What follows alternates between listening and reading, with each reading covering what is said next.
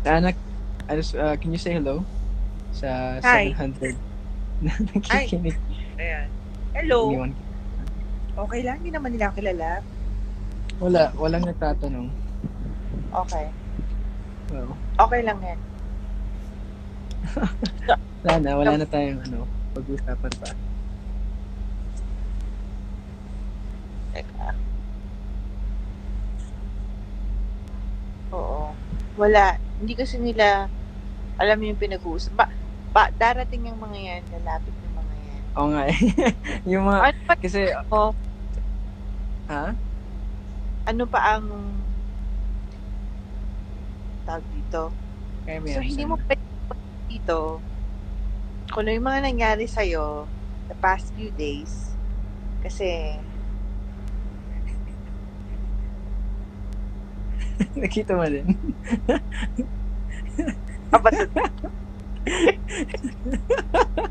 Sorry man.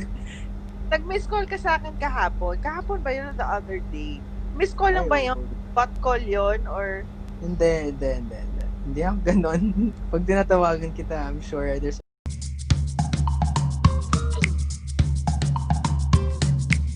reason why. there's just one thing I've never... That is not something na nasa sa pag-uusapan natin dito sa live. Okay. That's between actor and coach. Okay. Kasi ako, this is not just you, but people who are super close to me find it so funny. I get so nervous when somebody calls me. Okay. Yeah. So, text mo na ako bago mag-call or ano ba dapat? Text na ba? Alam mo, papanik ako na parang, relax ka lang, wala namang, pero meron akong ganyan. So, usong ng Grab and Lala Move and all that. And they always call you up pag nandiyan na, diba? I always panic. Parang, na automatic kong reject na, oh shucks, baka yun yung nag-deliver, ganyan. May ganyan ako. Ako may ganun din ako na pag tumatawag yung front desk sa condo namin, ayoko sagutin. Stress. Ayoko rin bumaba. At usually, mga orders ni Laura yun. Parang yung mga online shopping niya. So, bahala ka. Yung order mo yun, ikaw ang kukuha. I mean, I love you, Laura, but hindi pa ako naligo. Ayoko bumaba. Yan. Ako kasi, tawag dito? Super nice ako sa security dito. Like, I give them food every day and brewed coffee. Wow. Ba't ako wala pa akong They bring my deliveries up here. Okay. Ba't ikaw wala pa? Steak? Oo. Wala bang sound? May sound. Okay, may sound daw. So, may nagtanong. Ako po merong tanong. Do you want to be kind or to be humane? Ano yung difference? Anong difference nun?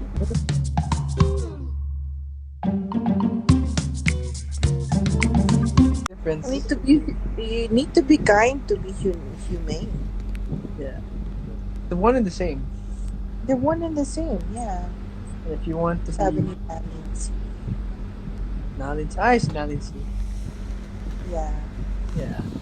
She follows me. Sa Mix It Up podcast. Dito na kaibigan. Yeah, dito ka. Yes, Nancy, I know you. Ito, may tanong dito sa... Yung wag sabaw o Edward, ako na sabaw. Gusto ko steak.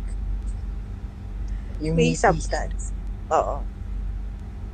Ito, sobrang gusto ko to. Ito, Miss Anna. Are you ready? What is your favorite food? Grabe, ang lalim. Okay, sorry. Seryoso na. Wag na yan. Pangit ng tanong. Hindi, sasagutin ko yun. Favorite food ko, tortang talong.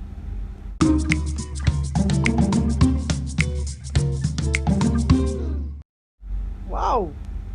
Oh, pagpapalit ko talaga ang steak sa tortang talong. Magkano magic sarap nilagay mo doon? Walang magic sarap yun. Kailangan pagluto nun, full of love para malasa. Ano pang tanong? Mas may substance. Oh, okay. Sorry. How do you handle from too much pressure sa trabaho? Nice one. Ikaw, Edward, how do you handle? Wala, He nag-break goes down to the ako. workshop and he dumps. No, actually, dati. Oh, totoo. Miss Anna, diba dati? I would schedule a workshop. Dati. Pero Para lang namimili ka na ngayon, di ba, ng trabaho? Para hindi ka ma-overwhelm. oo. No. I do choose. Even if it's a good opportunity, if I don't feel it's right, wag na. But too much I think the question was too much pressure. Yeah. And you can't control pressure. You can't control pressure. Siguro yung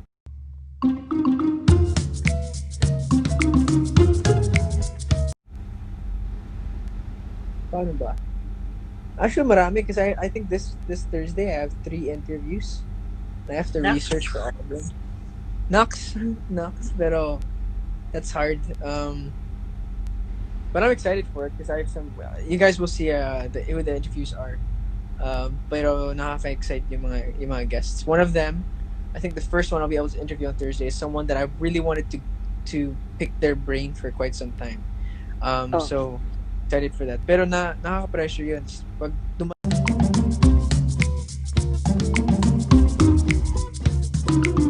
dumadami. Hindi ako, it's all perspective din. Perspective din yun. Para sa akin ngayon, nakastuck ako sa word na perspective. A lot of people have seen it already. Yung nakasulat sa wrist ko. I'm not gonna show you. Pero nakasulat doon. Parang we already said this isa pang IG live mo. But I said it's what's written there is the son of the great I am. So son of God. So I remember that. But to answer the question, how do I deal from pressure? No, it's not yours to control. That you can't control it, and that if you have a relationship with God, that you serve a God that not only controls it, but if it's. Parang think about it like this. This is how I'll answer the question.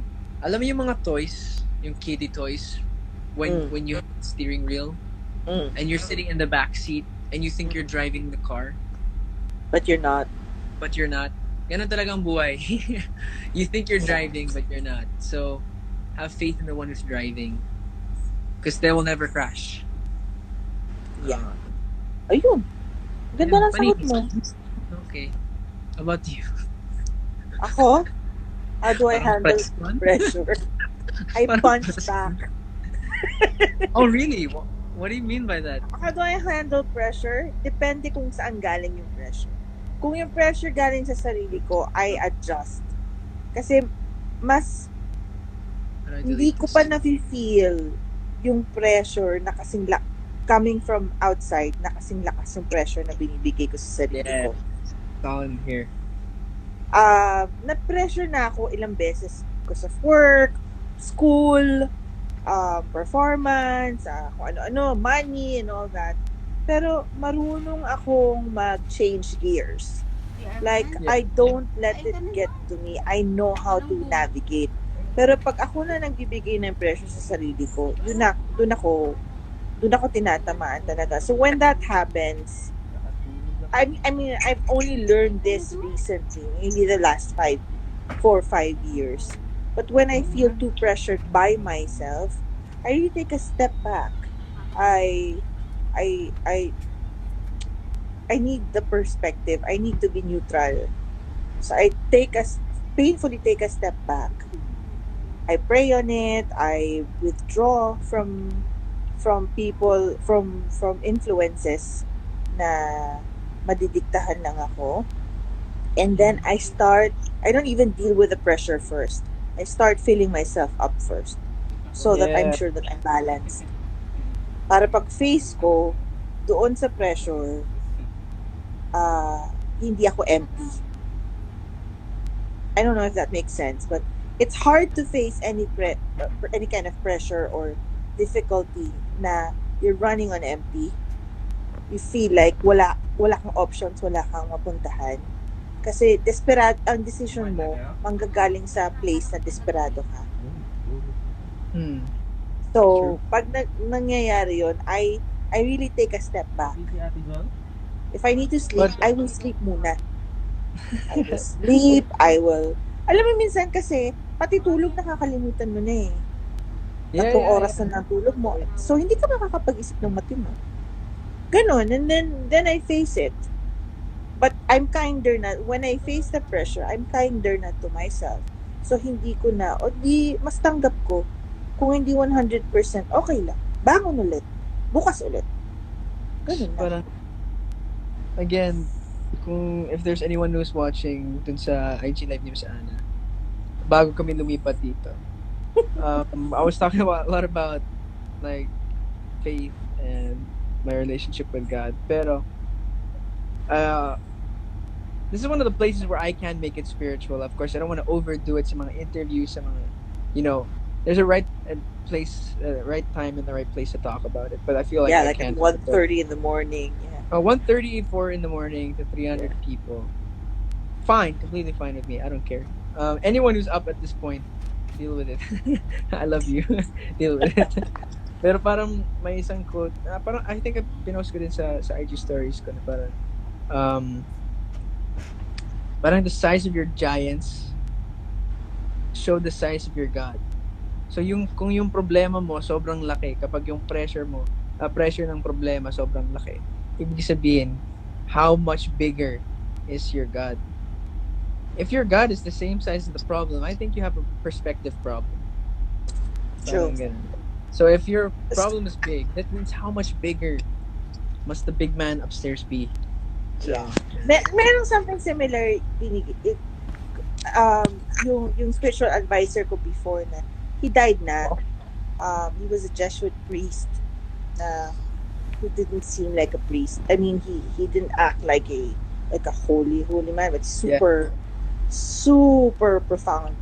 And he said, when you feel na madaming adversities, madami kang trials, it's a good sign kasi ibig sabihin malapit ka na kay God. Yes, sir. Okay. So, like it's and I learned, he started telling me that I was only 13, 12, like that. So nasa formative years ko yun. So every time like I hit a really like a thick wall or like a parang malaking trial sa akin, I do recognize that I'm only human and I'm only human, but at the same time, parang hindi ako nasa-stuck sa thought na ang hirap or ganun kasi meron konting kiliti na ibig sabihin nun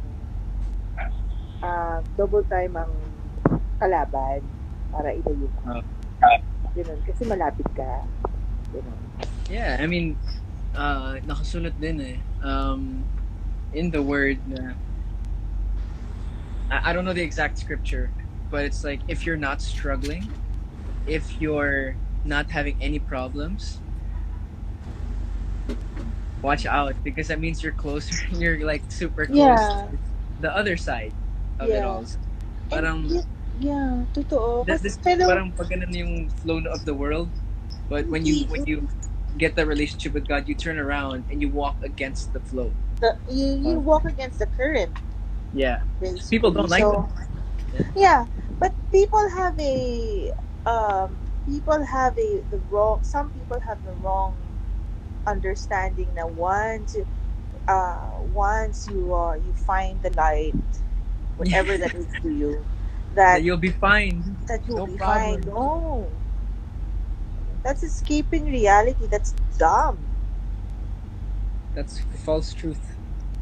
Yeah. Completely. Faith, like anything, is a commitment. It won't, if it's not tested, then how would you know you've committed? And what frustrates me the most, and what's the one there's like, okay, anyone who doesn't have faith or a relationship with God, don't take this the wrong way in terms of like, I'm not saying I'm perfect, no way. I'm not saying that I know God the most. heck no. I'm not Apostle Paul. I'm Edward. Makakamali ako. I'm gonna fall, make stupid mistakes too.